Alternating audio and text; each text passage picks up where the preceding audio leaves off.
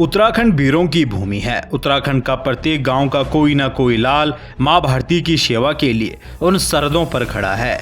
आज हम आपको एक ऐसे ही नौजवान युवा के बारे में बताने जा रहे हैं जिन्होंने अकेले ही 300 चीनी सैनिकों का सामना किया और देश के लिए हंसते हंसते शहीद हो गए। जी हां दोस्तों, चीन के साथ लड़ा गया युद्ध साल 1962 का युद्ध भारतीय सेना के वीर जवानों की गौरव गाथा है। इस युद्ध में सीमा की रक्षा करते हुए देश के कई जवानों ने अपने प्राण न्यौछावर कर दिए थे। ऐसे एक महान सपूत रहे राइफलमैन जसवंत सिंह रावत, जिन्होंने 72 घंटे भूखे प्यासे रहकर चीनी सैनिकों को न सिर्फ रोका बल्कि दावा यह भी किया जाता है कि उन्होंने दुश्मन देश के 300 सैनिकों को ढेर कर दिया था। 19 अगस्त 1941 को उत्तराखंड के पौड़ी गढ़वाल जिले के बांदियों में जसवंत सिंह रावत का जन्म हुआ था। 17 साल की उम्र में वह भारतीय सेना में भर्ती हो गए। 19 अगस्त 1960 को जसवंत को सेना में बतौर राइफलमैन शामिल कर लिया गया।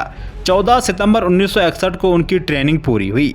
इसके एक साल बाद ही यानी 17 नवंबर 1962 को चीन की सेना ने अरुणाचल प्रदेश पर कब्जा करने के उद्देश्य से हमला कर दिया। सुबह के करीब 5 बजे चीनी सैनिकों ने सैला टॉप के नजदीक धावा बोल दिया, जहां मौके पर तैनात गढ़वाल राइफल की डेल्टा कंपनी ने उनका सामना किया। जसवंत सिंह रावत इसी कंपनी का हिस्सा थे। 17 नवंबर 1962 को शुरू हुई यह लड़ाई अगले 72 घंटों तक लगातार जारी रही।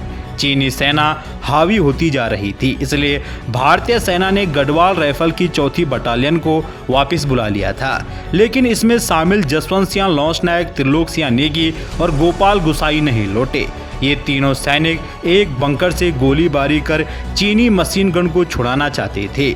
तीनों जवान चट्टानों और झाड़ियों में छिपकर भारी गोलीबारी से बचते हुए चीनी सेना के बंकर के करीब जा पहुंचे। महज 15 यार्ड की दूरी से उन्होंने हैंड ग्रेनेड फेंकते हुए दुश्मन सेना के कई सैनिकों को मारकर मशीन गन छीन ली। इससे पूरी लड़ाई की दिशा ही बदल गई। चीन और अरुणाचल प्रदेश के जीतने का सपना अधूरा रह गया। हालांकि इस गोलीबारी में त्रिलोक सिंह और गोपाल सिंह देश के लिए शहीद हो गए।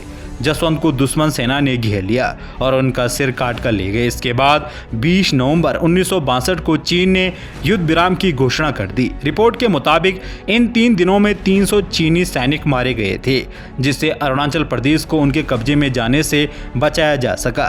राइफलमैन जसवंत सिंह रावत 1962 के युद्ध के दौरान उनकी वीरता के लिए मरणोपरांत महावीर चक्र से सम्मानित किया गया था। जसवंत सिंह रावत भारतीय सेना के अकेले सैनिक हैं जिन्हें शहीद होने के बाद भी प्रमोशन मिला था। पहले नायक, फिर कैप्टन और उसके बाद मेजर जनरल बने। इस दौरान उनके घर वालों को पूरी सैलरी भी पहुंचाई गई। अरुणाचल प्रदेश के लोग उन्हें आज भी शहीद नहीं मानते। माना जाता है कि वह आज भी सीमा की सुरक्षा करते हैं। शहीद जवान जसवंत सिंह रावत की शौर्य गाथा पर एक फिल्म भी बनी है। तो दोस्तों, इस प्रकार से मां भारती के लाल ने अपने प्राणों की आहुति देकर दुश्मन देश को धूल चटाई थी।